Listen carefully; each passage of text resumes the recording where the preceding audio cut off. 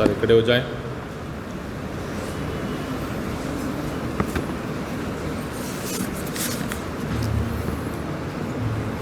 Hallelujah hallelujah. प्रभु कहते हैं, मेरी भेड़ें मेरी आवाज़ पहचानती हैं, मैं उन्हें जानता हूँ और वे मेरा अनुसरण करती हैं। Hallelujah hallelujah.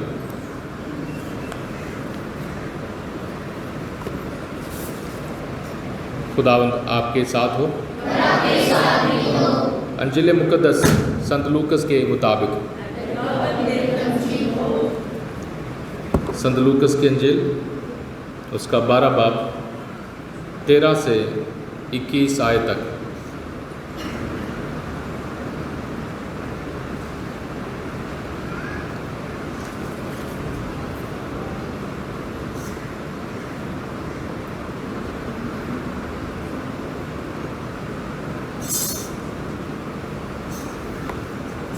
भीड़ में से किसी ने यीशु से कहा, गुरुवर, मेरे भाई से कहिए कि वह मेरे लिए पैतृक संपत्ति का बंटवारा कर दे। उन्होंने उसे उत्तर दिया, अरे भाई, किसने मुझे तुम्हारा पंच या बंटवारा करने वाला नियुक्त किया है? तब यीशु ने उनसे कहा, सावधान रहो और हर प्रकार के लोभ से बचे रहो, क्योंकि किसी के पास कितनी ही संपत्ति क्यों ना हो, उस संपत्ति से उसके जीवन की रक्षा नहीं होती। फिर यीशु ने उनको ये दृष्टांत सुनाया। किसी धनवान की ज़मीन में बहुत फसल हुई थी।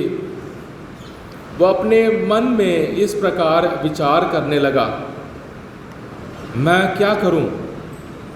मेरे यहाँ जगह नहीं है जहाँ अपनी फसल रख दूं। तब उसने कहा, मैं ये करूँगा, अपने भंडारों को तोड़कर उनसे और बड़े भंडार बनवाऊंगा,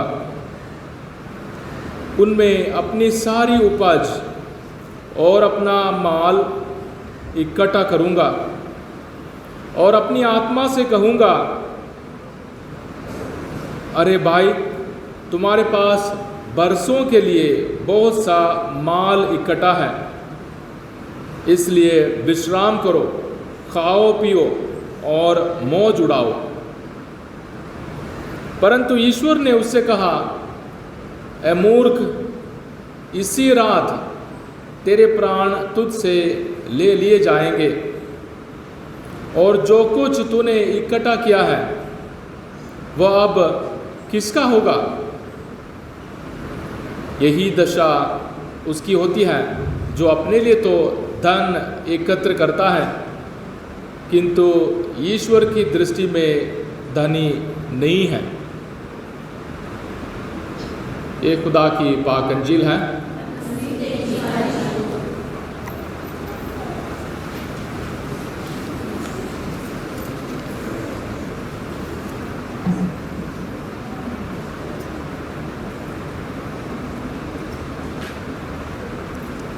प्यारे भाई और बहनों, हम लूकस की अंजील पढ़ रहे हैं।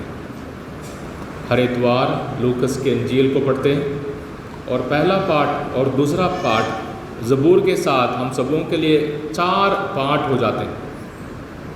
अगर आपके पास बाइबल है, अगर आपके पास बाइबल डायरी है, और अगर आप यहाँ भी पाठ को सुनते हैं, ये पाक कलाम हम सब लोगों के लिए बहुत बहुत बड़े धन दौलत के समान, खजाने के समान हमारे दिल को भरपूर करने लायक हैं, फ़ायदेमंद है।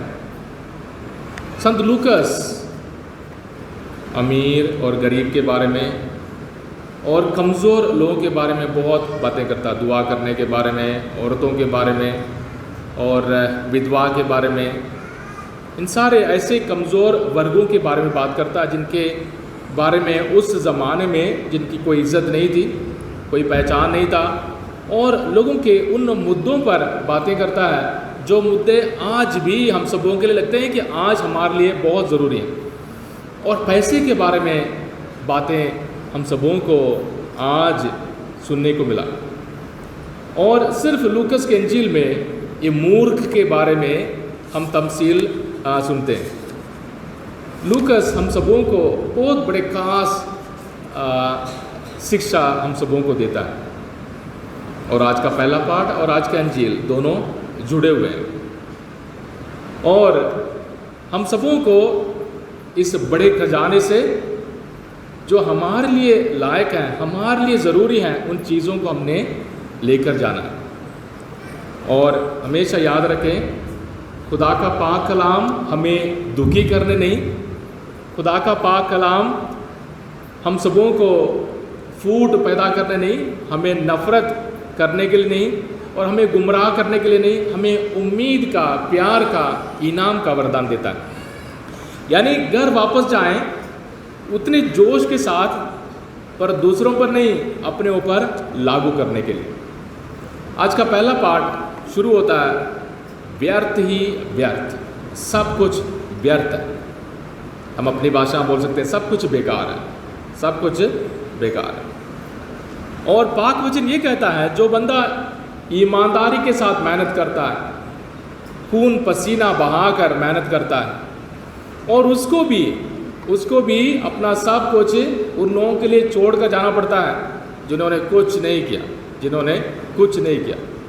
और हमारे हालत में हम ये बहुत दफ़ा देख सकते हैं, माँ बाप या दादा दादी ने इतनी मेहनत की कि उनकी जो मेहनत का जो फल है, घर है, पैसे हैं, सब कुछ है, उनको रिटायरमेंट के बाद में अपने बच्चों को देकर जाना पड़ता है, खाली हाथ जाना पड़ता है।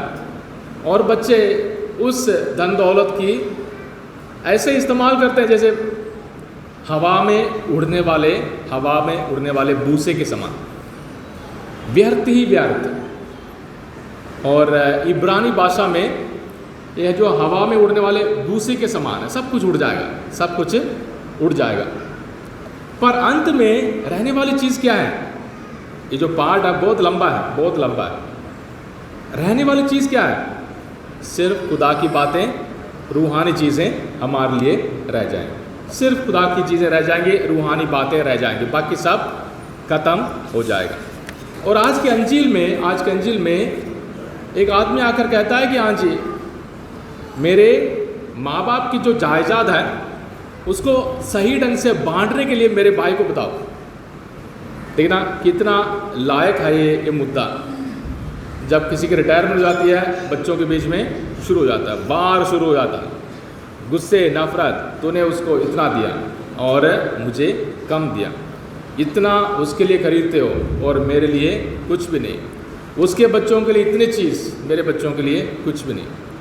और हकीकत भी हो सकता है, पर वो सब कुछ खुदावंद यीशु मसीह हम सबों से ये नहीं कह रहे हैं कि ऐसा होता नहीं है, पर खुदावंद कहते हैं कि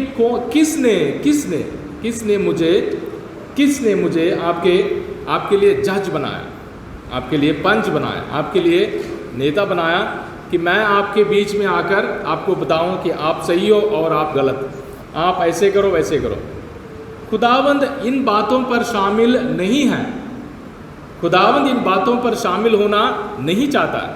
दो बातें, एक है पैसे, धन दौलत सब दुनिया की हैं और दुनिया में रह जाएंगी। दूसरी चीज़ है, खुदा ने हम सबों के हाथ में जो कुछ भी दिया है, ये मिट्टी के जो बर्तन में, इस मिट्टी के बर्तन में जो कुछ भी दिया है, वो सब कुछ हमें इस दुनिया के लिए संभालना है, इस दुनिया के लिए खर्च करना है, इस दुनिया में इस्तेमाल करना है। इसलिए खुदा हम सबों को समझता है, खुदावन समझता है हम सब लायक हैं, हम सब काबिल हैं, हमारे पास दिमाग है उसको बांटने में और उसे इस्तेमाल करने के लिए, और हमें उसे इस्तेमाल करने, उसे बांटने, एक दूसरे को दान करने के लिए पूरे दिल और दिमाग को इस्तेमाल करना ज़रूरी है। तो पहले मुद्दे खुदावंद कहता है कि ना, मैंने आपके बीच में जज नहीं बनना, मैंने नहीं बनना। और तुरंत खुदावंद कहते हैं सावधान रहो, क्योंकि जितना भी धन दौलत हम कमा लें, जितना भी धन दौलत कमा लें उससे उस बंदे की रूहानी तसल्ली या तरक्की नहीं होने वाली है। सावधान रहो और हर प्रकार के लोभ से बचे रहो। लोभ का मतलब क्या है? लालच, और चाहिए और चाहिए, वो भी चाहिए, ये भी चाहिए। कितने बार आपने देखा होगा फलाने की सूट अच्छी है, कौन सी दुकान से लिया, और उसी सूट को ऑर्डर करना है, कौन से वेबसाइट से लिया, और रंग अच्छा है, उसमें मेकअप अच्छा है, उसमें ये है। कितने बार ये हर एक के साथ बीता है, क्योंकि दुनिया के तौर तरीके और खुदा के तौर तरीके बिल्कुल अलग है। और हम दुनिया में रहने के नाते इन सारी चीज़ों में हम सब मिलजुल होकर हम लोग काम करते हैं। हाँ जी, सूट अच्छा लगा, और बर्तन अच्छा लगा, ये अच्छा लगा, वो अच्छा लगा, और आजकल मोबाइल अच्छा लगा। ये सारी चीज़ें दुनिया की चीज़ है, इसमें बुरा मानने की बात नहीं है। खुदावंद कहता है कि जितने भी धन दौलत हो, अगर बंदा लालच करता है वो कभी भी सुखी नहीं रहेगा। प्रॉब्लम यह है, वसूल है कि हमारी खुशी हमेशा एक कदम दूर है। अगर आज हम खुश नहीं हैं, जितने भी हो, डेली वेजर हो, ठेके पर हो, या काम नहीं है, ढूंढ रहे हो, अगर आज हम खुश नहीं हैं, हम कभी भी खुश नहीं होने वाले। गाड़ी लेना है, उसके बाद वो लेना है, उसके बाद ये लेना है, उसके बाद वो लेना है। काश मुझे नौकरी मिल जाए, काश मुझे इतने पैसे मिल जाए, काश मेरा मकान खड़ा हो जाए। ये सारे लोभ हैं, ये सारे लालच हैं, ये सारी ख्वाहिश हैं, दुनियावी चीज़ें, वो हमें खुशी नहीं देने वाली हैं। सावधान रहो और हर प्रकार के लोभ से बचे रहो, क्योंकि किसी के पास कितनी ही संपत्ति क्यों ना हो, उस संपत्ति से उसके जीवन की रक्षा नहीं होती। आज 31 जुलाई है। आज संत लोयोला के संत इग्नासियस की यादगारी मनाते हैं। संतों में वो बहुत बड़े एक जवान थे, और उन्होंने बहुत बड़ा एक सेनापति बनने की ख्वाहिश रखी थी, बहुत बड़ा सिपाही बनना था। और जब लड़ाई कर रहे थे, उनके घुटने में चोट लग गई, और बहुत बड़े एक अमीर आदमी होने के नाते उन्होंने उस ज़माने में ऑपरेशन कराया। ठीक है, 17वें 16वें सदी की बात है। ऑपरेशन कराया, पर एक की टांग चोटी हो गई, एक टांग चोटी और एक टेढ़ी हो गई, और वो बड़े परेशान। उन्होंने दोबारा ऑपरेशन कराया, फिर भी ठीक नहीं हुआ। और बहुत बड़े दुनियावी इंसान थे, उन्होंने किताबें पढ़ना शुरू की, और जहाँ वो थे उनके पास और कोई किताबें नहीं थी, यीशु की ज़िंदगी और संतों की ज़िंदगी। उन किताबों को पढ़ कर उनको ये पता चला, जितना मर्जी आदमी कमा ले, पर अपनी रूह को गवा देगा। अगर उसकी रूह खो गई तो उसका कोई लाभ नहीं है। आपने सुना होगा, अगर इंसान सारा संसार हासिल कर ले पर अपनी आत्मा को खो दें, उससे क्या लाभ? खुदावंद यीशु मसीह की हम सबों के लिए बुलाहट है। खुदावंद ये नहीं कह रहा है कि पैसा नहीं होना चाहिए, खूबसूरती नहीं होनी चाहिए, कपड़े नहीं होने चाहिए, गाड़ी नहीं होनी चाहिए। ना, खुदावंद कहता है कि नहीं, मैं नहीं हूँ इन बातों पर, इन बातों में आपके बीच में आने के लिए मैं नहीं हूँ, क्योंकि दुनियावी चीज़ें मुझे कुछ लगती नहीं है। दुनियावी चीज़ों के साथ मेरा कुछ लेना देना नहीं है। पर आप दुनिया में हो, आपको पूरी सलामती, अक्ल दनाई के साथ सोच विचार करके ज़िंदगी गुजारना है। आपने सिकंदर की ज़िंदगी के बारे में सुना होगा। मरते वक्त सिकंदर बादशाह ने ये कहा, मेरी तीन ख्वाहिशें वो है कि मेरे शरीर को मेरे ही डॉक्टर उठाकर ले जाएंगे, और मरने के बाद मेरे दोनों हाथ बक्सा के बाहर होंगे, और जितने भी धन संपत्ति मैंने जमा करके रखा है वो सब रास्ते में फेंकते जाएंगे। जब जुलूस में निकलेंगे, सारे धन दौलत को फेंकते जाएंगे। यानी हमारी ज़िंदगी इस दुनिया की नहीं है।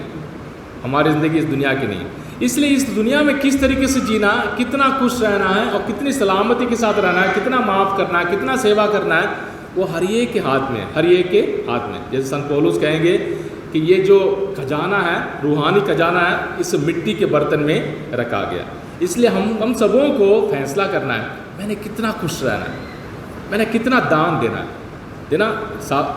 खबरदार, हमें खुदावंद ये नहीं कह रहा है सब कुछ छोड़कर पहाड़ पर जाकर बैठो या जंगलों में जाओ, ना, खुदावंद नहीं कह रहा। हमारी असली परीक्षा, हमारी असली आजमाइश कहाँ है? घर में, हमारे परिवार में। शैतान हमसे कहाँ वार करता है? हमारे घरों में। जब हम भाई बहन एक दूसरे को बर्दाश्त नहीं करते, जब हम एक दूसरे से माफ़ी मांगने के लिए तैयार नहीं हैं, एक दूसरे को प्यार से देखने के लिए तैयार नहीं हैं, तो वहाँ शैतान हम सबों से बाहर करता है। और दुनिया की चीज़ों के लिए हम जब लड़ाई करते हैं, तो फिर ये सारी चीज़ें हम सबों के लिए ये कारण बन जाता है कि हम हमेशा की ज़िंदगी को भूल जाते हैं। आगे बात ये दृष्टांत की, ये अमीर मूर्ख है। बेवकूफ़ क्यों है? क्योंकि उसने पूरी ज़िंदगी इस दुनिया पर लगा ली। उसके खजाने कम हो गए और उसने अपने खजाने और बड़ा किया और उसके गोदाम और बड़ा किया, और अपनी रूह से कहता है बहुत बरसों के लिए, बहुत सालों के लिए तुम्हारे पास माल है, तुम्हारे पास खाने पीने की चीज़ें, खाओ पियो, मौज उड़ाओ। देखना कितनी बार हमारे देश में भी ये विचार था, दार्शनिक विचार था, खाओ पियो मौज उड़ाओ, कल हमने मरना है। खाओ पियो मौज उड़ाओ और बाद में कुछ होने वाला नहीं है। पर खुदावंद इस तमसील के ज़रिए हम सबों को कहाँ सबक देना चाहता है? हमारे पास जितना भी है, प्यारे भाई और बहनों, हमारे पास जितना भी है, हम अमीर हैं। हम दिल के अमीर हैं। हमारे पास जितना भी जायदाद हो, जितने भी धन दौलत हो, जितनी भी खूबसूरती हो, हम अमीर हैं। पर इस अमीर होने के, इस इज़्ज़त को बढ़ाने के लिए, इसे जीने के लिए हमें और कहीं जमा करना ज़रूरी है। ठीक है ना? इस तमसील को खुदावंद कैसे ख़त्म करते हैं? ऐ मूर्ख, इसी रात तेरे प्राण तुझसे ले लिए जाएंगे, और जो कुछ तूने इकट्ठा किया है वह अब किसका होगा? देना हमें नहीं मालूम आज रात को क्या होगा, मुझे नहीं मालूम। अकेले सोते वक्त शायद हार्ट अटैक आ जाए, ख़त्म। रास्ते में जाते वक्त कोई एक्सीडेंट हो जाए, ख़त्म। चलते चलते गिरकर मर जाए, ब्रेन हैमरेज हो जाए, ख़त्म। और हम सबों के लिए खुदा का पाक वचन ये सबक देता है, उम्मीद का सबक। ये मत सोचना है कि ये डराने वाला सबक है ना, उम्मीद का सबक देता है। आज के दिन खुश रहो, अपना जो जोर है, अपने जो सपने हैं, अपने जो योजनाएं हैं, अपनी सारी मेहनत है, उसमें इन बातों का भी ख्याल रखो। यही दशा उसकी होती है जो अपने लिए तो धन एकत्र करता है, इस दुनिया के लिए तो धन एकत्र करता है, किंतु ईश्वर की दृष्टि में धनी नहीं है। यानी खुदा की दृष्टि में, खुदा की नज़रों में क्या हम अमीर हैं? क्या हम खुदा के लिए जमा करते हैं? मदर तेरेसा हमेशा अमीरों से कहती थी, आप बहुत अमीर हैं, आपके बच्चे हैं, बीवी हैं, पर ये ज़रूरी है कि आप हमेशा की ज़िंदगी के लिए कुछ जमा करें,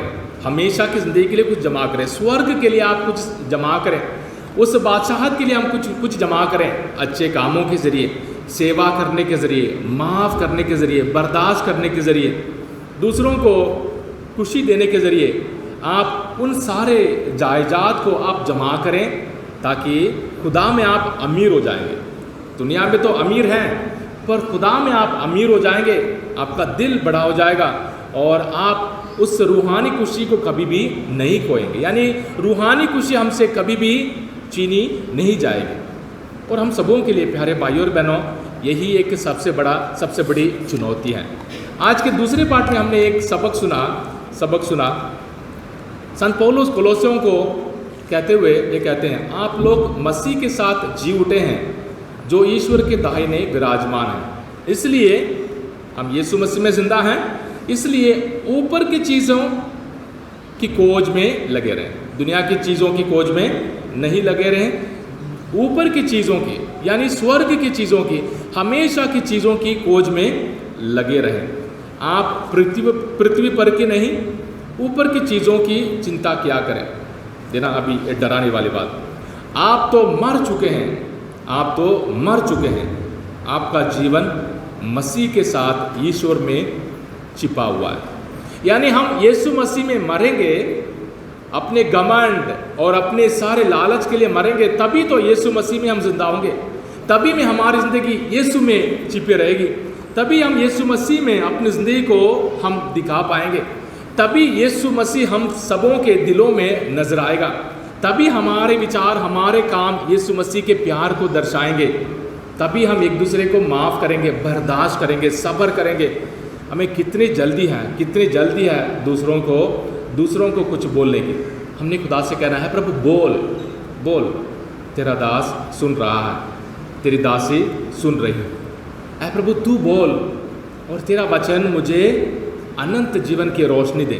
ऐ प्रभु तेरा वचन ही मेरे लिए हमेशा की ज़िंदगी दे सकती है। तो आज के पाक वचन को प्यारे भाइयों और बहनों, व्यर्थ ही व्यर्थ, सब कुछ व्यर्थ, और खुदा के इस सबक को, इस मूर्ख के बारे में जो संदेश खुदावंद यीशु मसीह ने कहा, सावधान रहो, हर प्रकार की लोभ से बचे रहो, क्योंकि किसी के पास कितनी ही संपत्ति क्यों ना हो, उस संपत्ति से उसके जीवन की रक्षा नहीं होती। इस बात से हम ना डरें, खुदा को सबसे पहले धन्यवाद दें। खुदा ने जितनी भी धन संपत्ति हमें दी है, माँ बाप के ज़रिए, दादा दादी के ज़रिए, नाना नानी के ज़रिए, सास ससुर के ज़रिए, जो कुछ भी मिला है, खुदा को धन्यवाद। और आज से हमने ये जोर लगाना है, मैंने खुदा के साथ कितने धन संपत्ति जमा करना है। मान लीजिए खुदावंद यीशु मसीह एक बैंक है, उस बैंक में मैंने कितना जमा करना है। अपने बैंक अकाउंट, अपने ATM कार्ड हमारे पास हमेशा रहता है। खुदा के लिए मैंने कितना जमा करना है, खुदा के लिए मैंने कितना जमा करना है। यही बात हमारे दिल में रहे और हर एक लोभ से हम दूर रहें। हाँ, मेहनत करेंगे, कमाएंगे, जमा करेंगे, बच्चों के लिए, भविष्य के लिए हम मेहनत करेंगे, पर उसके साथ जुड़े नहीं रहेंगे, उसके गुलाम नहीं बनेंगे। सारी चिंताओं को प्रभु यीशु मसीह में छोड़ दें। प्रभु से कहें, है प्रभु तेरे साथ मैं मरने के लिए तैयार हूँ, तो मुझे हर खतरे, हर बुराई से बचा, ताकि तेरी ज़िंदगी में, तेरे पाक वचनों में और तेरे सलीबी कुर्बानी में हिस्सा लेने में मुझे बहुत मज़ा आता हो। और मैंने हमेशा की ज़िंदगी के लिए जमा करना है। मेरे जो अकाउंट है हमेशा की ज़िंदगी के लिए मैंने खोलना है, ताकि मैं हमेशा की ज़िंदगी के बारे में सोच कर अच्छे काम करते जाऊँ, सेवा करते जाऊँ, बिना सोचे समझे मैं भलाई करते जाऊँ। और नेकी करने में मैं अपना वक्त खर्च करना चाहता हूँ या चाहती हूँ। अपने खास ज़रूरतों के लिए दुआ मांगे और आने वाले पूरे हफ्ते के हर एक काम के लिए दुआ मांगे और एक दूसरे के लिए खुदा की बरकत मांगे। आमीन।